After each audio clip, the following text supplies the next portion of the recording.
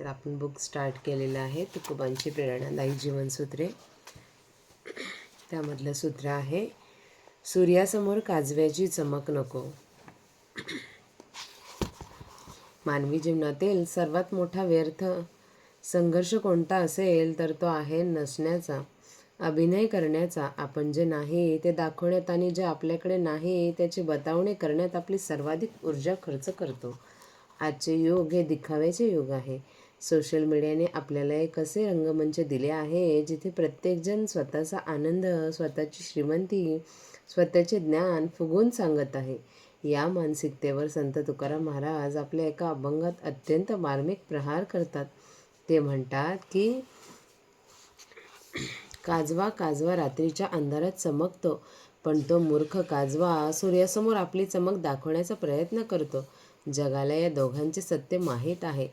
एक आहे प्रकाश स्रोत आणि दुसरा आहे काजवा, जो क्षणाक्षणाला चमकतो. काजव्याने सूर्यासमोर चमकण्याचा प्रयत्न करणे हे केवळ हास्यास्पद नाही, तर ते स्वतःच्या अज्ञानाचे प्रदर्शन आहे. तुकाराम महाराज या उदाहरणातून आपल्याला सांगतात की आपण आपले मूळ ओळखून वास्तवाचे भान ठेवून वागलं पाहिजे. उगाचच मोठे मोठे दावे करून, दिखावा करून आपली किंमत वाढत नाही. आजच्या पिढीला सर्वात मोठा आजार म्हणजे तुलनेचा आहे. आपल्याकडे जे आहे चांगलं वाटत नाही, कारण दुसऱ्याकडे आपल्यापेक्षा जास्त आहे. त्यातूनच दिखावा जन्माला येतो. आपल्याला आपल्या अपूर्णतेला आणि असुरक्षिततेला झाकण्यासाठी दिखाव्याचा मुलामा लावतो. तुकाराम महाराज सांगतात की, माणूस स्वतःच्या कर्तृत्वावर आणि गुणांवर शोभून दिसत नाही, तर तो बढाया मारून, फुगून बोलून मोठेपणा दाखवण्याचा प्रयत्न करतो. ही आत्मप्रौढी आणि आत्मप्रशंसा माणसाला मुळातून पोकळ बनवते. जसे एखादे मोठे फुगेवाला फुगा फुगवतो, तो फुगा क्षणभर मोठा दिसतो, पण त्याला आतून काहीच आधार नसतो. त्याला एक छोटी टाचणी फोडू शकते. स्वतःच्या गुणांवर विश्वास नसलेला माणूस सतत दुसऱ्याकडून कौतुकाची भीक मागतो. ही मानसिक गुलामी आहे. जोपर्यंत आपण दुसऱ्याच्या स्तुतीवर अवलंबून आहोत, तोपर्यंत आपण स्वतंत्र नाही. हा देखावा फार काळ टिकत नाही, याचे वास्तव महाराज मांजराच्या उदाहरणातून स्पष्ट करतात. ते म्हणतात की, ताक चोरून खाल्लेले मांजर शांत बसू शकत नाही. ते सतत इकडे तिकडे धावते, घाबरते. त्याचे अपराधी मन त्याला शांत बसू देत नाही. तो स्वतःच आपल्या चोरीची साक्ष देतो. खोटारड्या माणसाचेही तसेच असते.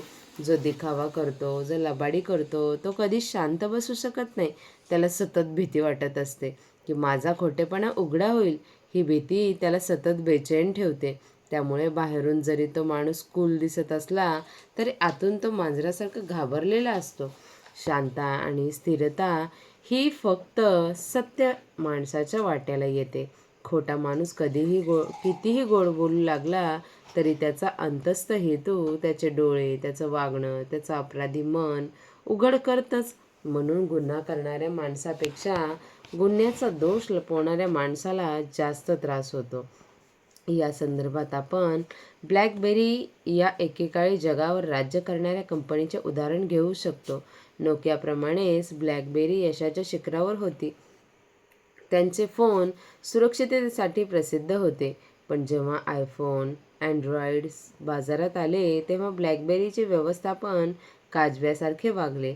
त्यांना वाटलं की आम्ही मोठे आहोत, आम्हाला बदलायची गरज नाही. हे टचस्क्रीन वगैरे फॅड लवकरच संपेल. त्यांनी स्पर्धकांना कमी लेखले आणि आपला अहंकार फुगवत राहिले. परिणाम काय झाला? त्यांनी बदलायचे धाडस केले नाही, कारण त्यांना त्यांच्या जुन्या यशाचा गर्व होता. त्यांची चमक क्षणार्धात संपली. जी कंपनी कधी स्वतःला सूर्य समजत होती, ती एका रात्रीत विझली.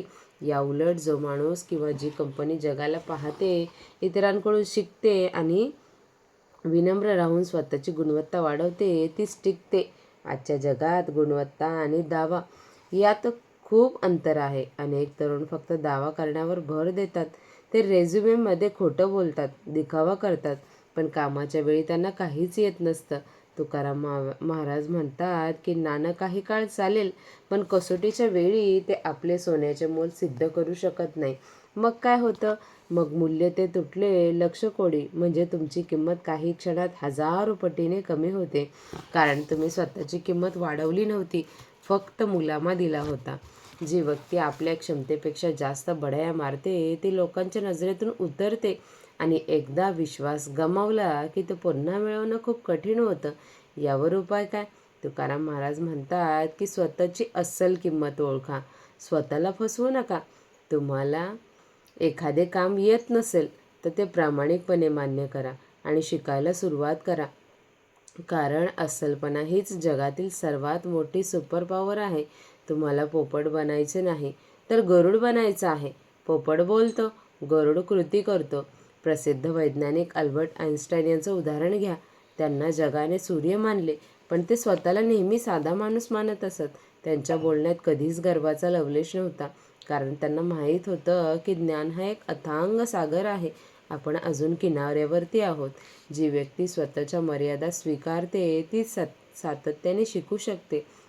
मला सर्व येतं हा विचार माणसाला काजव्यासारखा अंधारात ठेवतो. तुम्हाला जर जगावर राज्य करायचे असेल किंवा जीवनात यशस्वी व्हायचं असेल तर तुमचा संपूर्ण फोकस बाह्य चमकेवर नसावा, तो अंतर्गत गुणवत्तेवरती असावा. आज तुम्ही तुमचं कौशल्य वाढवण्यासाठी, ज्ञान मिळवण्यासाठी, चारित्र्य जपण्यासाठी जे कष्ट कराल तोच तुमचा अस्सल पाया आहे. ज्या दिवशी तुमचा पाया मजबूत होईल त्या दिवशी तुम्हाला स्वतःची जाहिरात करण्याची गरज पडणार नाही. तुमचं यश स्वतःहून बोलेल. तुम्हाला काजव्यासारखे चमकावे लागणार नाही, तर तुम्ही सूर्यासारखे आपोआप तळपायला लागाल. तुमचे जीवन म्हणजे एक महासागर आहे. या महासागरात तुम्ही एक लहानसे दीपस्तंभ बनवू शकता. दीपस्तंभ स्वतःची जाहिरात करत नाही, तो फक्त शांतपणे उभं राहून स्वतःचा प्रकाश दुसऱ्यावर पसरवतो. तो प्रकाश समुद्रातील जहाजांना दिशा देतो. तुम्हालाही स्वतःच्या क्षमता विकसित करून स्वतःच्या ज्ञानाने इतरांना दिशा द्यायची आहे. त्यासाठी मीपणा आणि दिखावा बाजूला ठेवून कामावर लक्ष केंद्रित करा. जे लोक तुमच्यावर जळतात किंवा तुमची स्तुती करतात त्या दोन्हींकडे दुर्लक्ष करा. तुमचा मार्ग निश्चित करा आणि त्या मार्गावर निष्ठेने चालत राहा. काजव्याला त्याच्या चमकेची गरज आहे, सूर्याला नाही. तुमची किंमत तुमच्या अस्तित्वाने ठरते, तुमच्या दाव्याने नाही. जेव्हा तुम्ही स्वतःला ओळखाल तेव्हा तुम्हाला गर्दीत उभं राहण्याची किंवा लोकांकडून ओरडून सांगण्याची गरज पडणार नाही. आपल्याला सर्वात आधी त्या मांजरासारखी वृत्ती सोडायची आहे, जी अपराध करूनही शांत बसू शकत नाही. जर तुम्ही काही चूक केली असेल तर ती स्वीकारा आणि स्वतःला माफ करा. खोटेपणाचा भार तुमच्या डोक्यावर घेऊ नका. जो माणूस स्वतःशी प्रामाणिक असतो तो जगात कुठंही गेला तरी त्याची किंमत कमी होत नाही. त्यामुळे आजपासून एक निश्चय करा, जगाला प्रभावित करण्यापेक्षा स्वतःला विकसित करा. जे काम करताना तुम्हाला आनंद मिळतो ते काम उत्कृष्ट करा. तुमची कृती इतकी बोलकी असावी की तुमच्या शब्दांची गरज पडू नये. तांब्याचं नाणं म्हणून जगू नका, तर अस्सल सोन्यासारखे जगा. कारण सोन्याची किंमत कोणीही कमी करू शकत नाही. हीच संत तुकाराम महाराजांची शिकवण आहे आणि हे शाश्वत यशाचे